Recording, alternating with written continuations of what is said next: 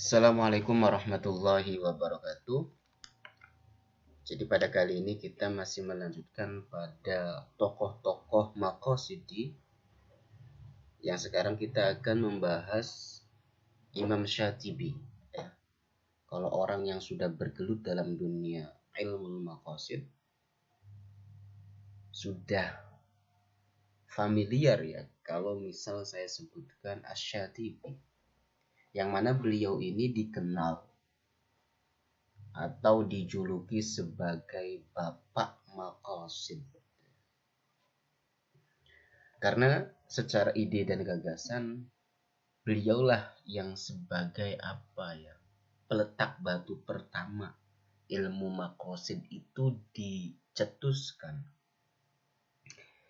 Nah, kita baca Al-Imam Asy-Syatibi wan nadru ilal maqasid ala annaha min usulis syariah. Imam Syatibi dan pandangan beliau terhadap maqasid, yang mana beliau mengatakan maqasid itu bagian daripada usul syariah, pokok-pokok syariah. Nah, ini merupakan statement yang baru dikeluarkan ya daripada ulama-ulama sebelum Syatibi.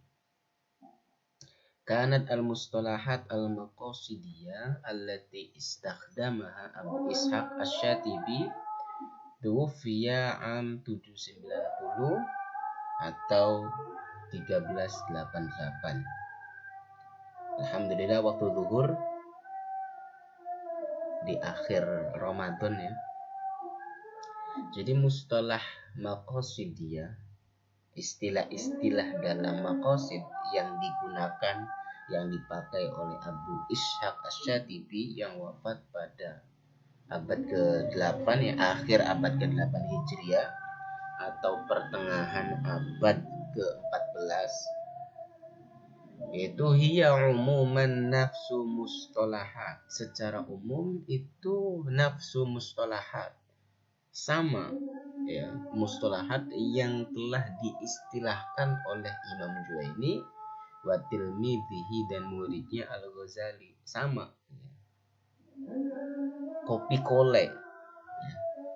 Apa yang diistilahkan oleh Syatibi itu mengutip dari mustalah-mustalah yang telah dibuat oleh Al-Haramain Imam Juwaini dan muridnya Al-Ghazali.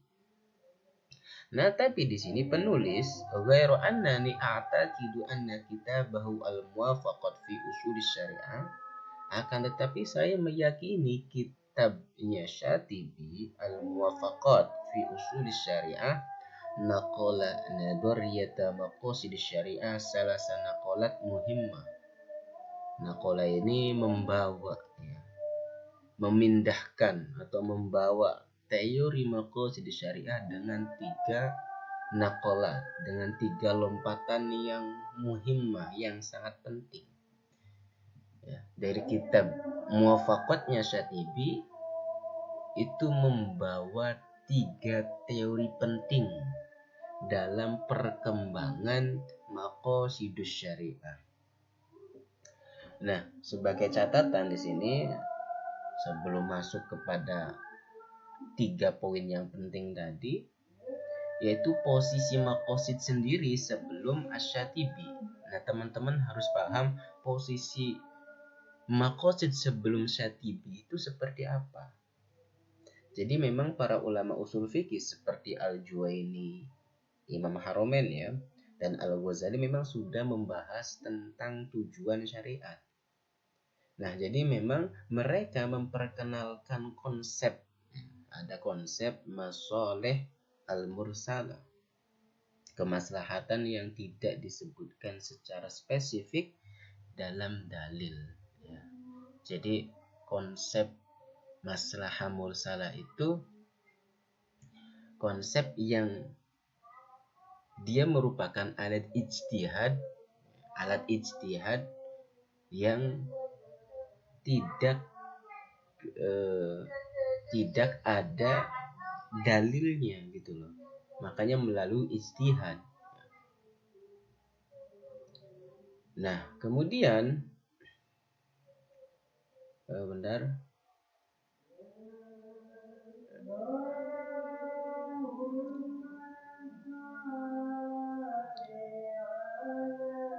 Dan tadi kita lanjut. Nah, mereka juga itu menggunakan pemikiran maqasid terutama untuk memecahkan masalah-masalah baru yang tidak ada nasnya. Jadi maqasid, sebelum maqasid menggunakan masoleh mursalah,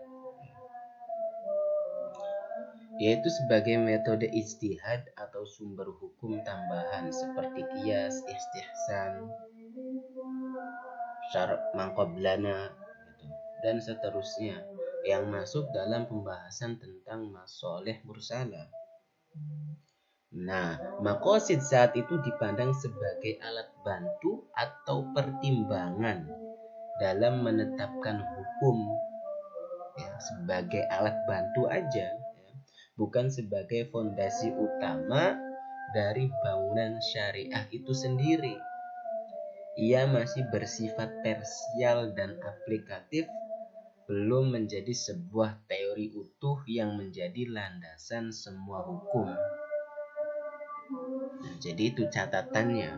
Jadi maqasid di masa sebelum Ghazali bukan menjadi fondasi utama, ya, dalam istinbatul ahkam. Yang pertama dari teori yang dibawa oleh Syatibi, yaitu minal masoleh mursalah tadi. Jadi bersumbernya itu masih masoleh mursalah. Nah, ini dipindahkan dari masoleh mursalah ke usul syariah yang lebih usul, ya, lebih pokok. Kanat al-maqasid qabla kitab al-muwafaqat lisyatibi tu'tabaru juz'un minal masolih mursalah. Penjelasan tadi, maqasid sebelum kitab al-muwafaqat punyanya Syatibi itu dianggap sebagai bagian dari masolih mursalah, alat ijtihad.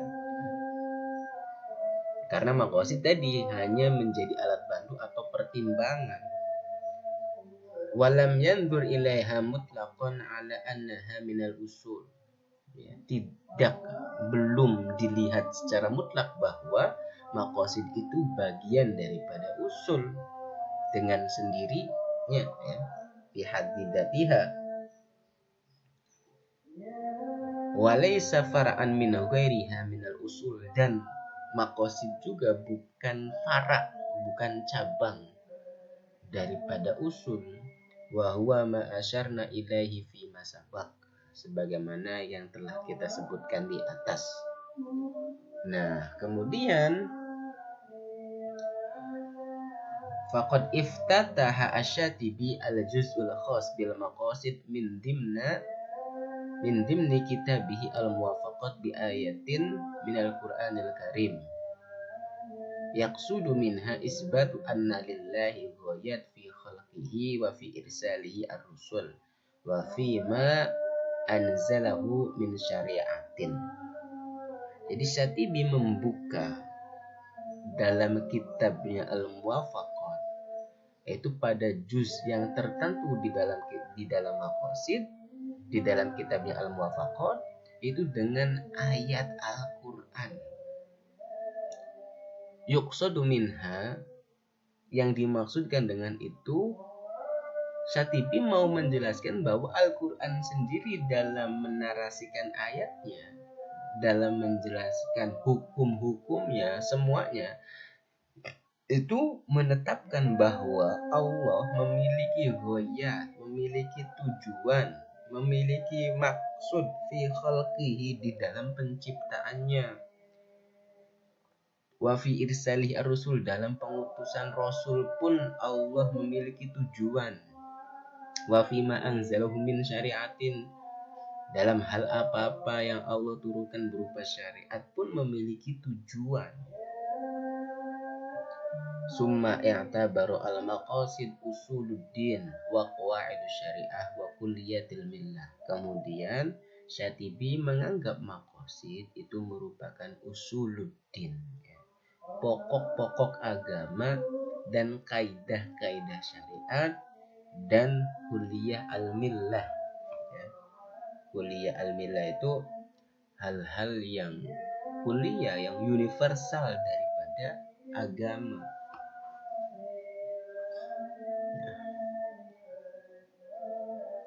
Nah, jadi di sini pada poin yang pertama minal masalih al-mursala ila usul syariah, ini mau membawa kita dari paradigma yang tadinya maqasid itu merupakan masalih mursala mau dipindahkan menjadi usul syariah. Jadi peralihan paradigma. Nah, apa yang dilakukan Asy-Syatibi ini merupakan sebuah revolusi pemikiran. Ia tidak lagi menempatkan maqasid sebagai bagian dari pembahasan masalih mursalah yang merupakan salah satu metode istinbat. Sebaliknya, ia mengangkat maqasid ke posisi yang jauh lebih tinggi dan fundamental. Dari maslahah, itu bagian menjadi usul. Maslahah ini bagian pindah menjadi usul pondasi. Asy-Syatibi dengan tegas menyatakan bahwa maqasid adalah usuluddin, pokok-pokok agama.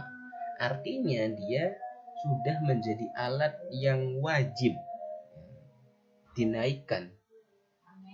Qawaidus syariah, qawaidus syariah, kaidah-kaidah syariat, dan kulliyat al-millah, hal-hal universal dari agama. Ini berarti maqasid bukan lagi cabang atau bagian dari ilmu usul fikih, melainkan inti dan roh dari usul fikih itu sendiri. Nah, maqasid adalah mabda, prinsip dasar yang menjadi landasan bagi semua hukum, bukan far', bukan cabang yang dihasilkan dari dalil-dalil tertentu. Nah, seluruh bangunan syariah dari akidah, ibadah, muamalah hingga akhlak harus dipahami dan dijelaskan dalam kerangka maqasid ini. Nah, kemudian landasan teologi, ayat-ayat Al-Quran. Langkah brilian Asy-Syatibi berikutnya adalah membangun argumennya di atas fondasi yang sangat kokoh, yaitu Al-Quran sendiri. Ia tidak memulai dengan dalil-dalil ijtihad dia, tetapi dengan ayat-ayat yang berbicara tentang tujuan penciptaan. Contohnya ya, misal di sini Allah tidak menciptakan langit, bumi dan segala isinya dengan sia-sia. Ini contoh lebih jelasnya ya, misal ma khalaqtul jinna wal insan illa liya'budun gitu loh, dalam penciptaan seperti itu. Kemudian Allah mengutus rasul itu untuk bilqis, untuk berlaku adil gitu. Nah, dengan landasan ini Asy-Syatibi menunjukkan bahwa berbicara tentang tujuan syariat bukanlah sekedar logika atau filsafat, tetapi merupakan konsekuensi logis dari keimanan kepada Allah yang Maha Bijaksana. Hukum-hukumnya pasti memiliki hikmah dan tujuan yang agung. Nah, konsekuensi dari posisi baru maqasid dengan menempatkan maqasid sebagai usul pokok, ya, Asy-Syatibi mengubah cara pandang terhadap seluruh hukum Islam. Hukum adalah wasilah. Maqasid adalah tujuan. Hukum adalah wasilah atau sarana, maqasid adalah tujuan. Semua hukum berupa sholat, puasa, zakat, jihad, larangan riba, dan lain-lain itu merupakan sarana untuk mencapai tujuan-tujuan luhur, yaitu kemaslahatan hamba di dunia dan akhirat. Jadi memahami maqasid berarti memahami mengapa sebuah hukum ada. Nah, kemudian seperti itu ya teman-teman. Istilah kulliyat al-millah tadi hal-hal universal dalam agama. Nah, istilah ini sangat penting. Asy-Syatibi tidak hanya menyebut maqasid sebagai usul atau qawaid, tetapi juga sebagai kulliyat, hal-hal yang bersifat universal. Ini menegaskan bahwa maqasid adalah prinsip-prinsip besar yang mencakup seluruh bagian syariat, tidak parsial. Menjaga jiwa, menjaga akal, menjaga keturunan. Jadi seperti itu. Lompatan pertama Asy-Syatibi adalah mengubah status maqasid dari sekedar pertimbangan maslahat dalam ijtihad menjadi pokok agama dan kaidah syariah yang universal. Dengan kata lain, Asy-Syatibi berhasil merumuskan sebuah filsafat hukum Islam yang koheren dan sistematis, di mana maqasid adalah inti dan fondasinya. Inilah mengapa kitab Al-Muwafaqat dianggap sebagai karya paling penting dalam bidang maqasid, dan Asy-Syatibi dianggap sebagai bapak teori maqasid dalam bentuknya yang matang. Itu dulu. Nanti kita lanjut lagi. Terima kasih. Wassalamualaikum warahmatullahi wabarakatuh.